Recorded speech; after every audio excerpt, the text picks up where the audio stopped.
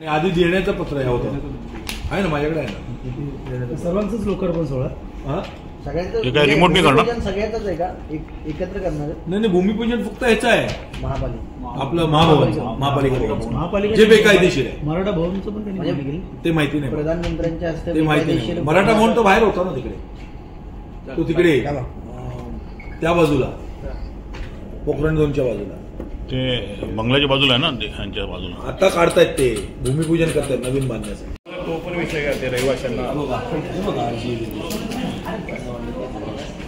Garden reservation RG reservation हे आठवायचं पुढे मैं भी जाऊ के देखने के लिए कुठे रस्ता नसते तो कुठे हा इथे हा आपला ही विवियाना मॉल आहे ना इथे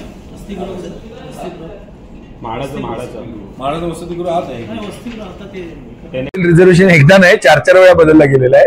जे रिझर्वेशन पूर्वी तिथे रिझर्वेशन नसताना टाकण्यात आले ते पुन्हा बदलण्यात आले रेमंडच्या मालकाच्या फायद्यासाठी.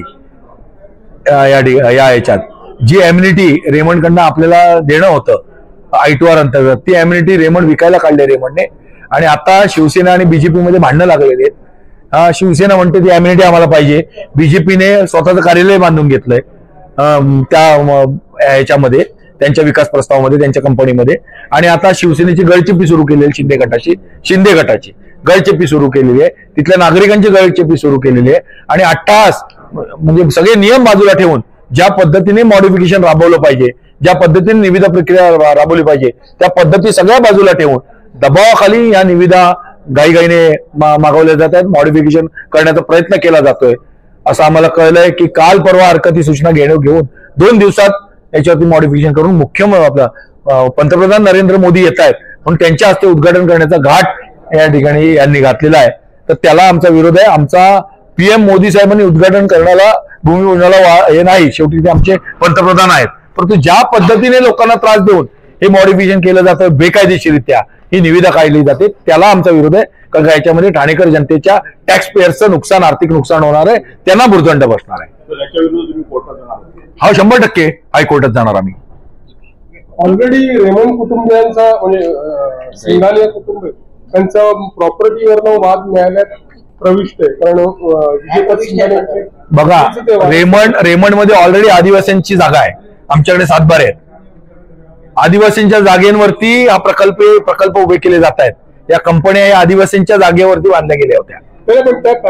आता त्या फॅमिली बद्दल मला जास्ती माहिती नाही. मी फक्त विजयपत सिंघाने आणि गौतम सिंघाने एवढ्यानंच ओळखतो आणि विजयपत सिंघाने आणि गौतम सिंघाने याच्यामध्ये काय पर्सनल वाद आहेत वडील आणि मुलं त्याच्यात मी जाणार नाही. मी एवढं सांगतो जो बापाचा नाही झाला तो इतरांचा कसा काय होणार. आता जसं आम्ही म्हणालो अजितदादा शरद पवारांची नाही झाली तर ते दुसऱ्यांचे कसे होणार, एवढाच वाद आहे. आम्ही सर्वांनी आपल्या आईवडिलांनी आपल्याला दुनिया दाखवलेली आहे. त्यामुळे जो आईवडिलांचा आदर ठेवू शकत नाही तो इतरांना कसा न्याय मिळवून देणार. महानगरपालिका भवन होणार की नाही? रेमंड मध्ये एम्युनिटी मध्ये महानगरपालिका भवन होणार, एम्युनिटी मध्येच होणार. शिवसेना आणि भाजपमध्ये वाद आहे असं तुम्ही म्हणाला.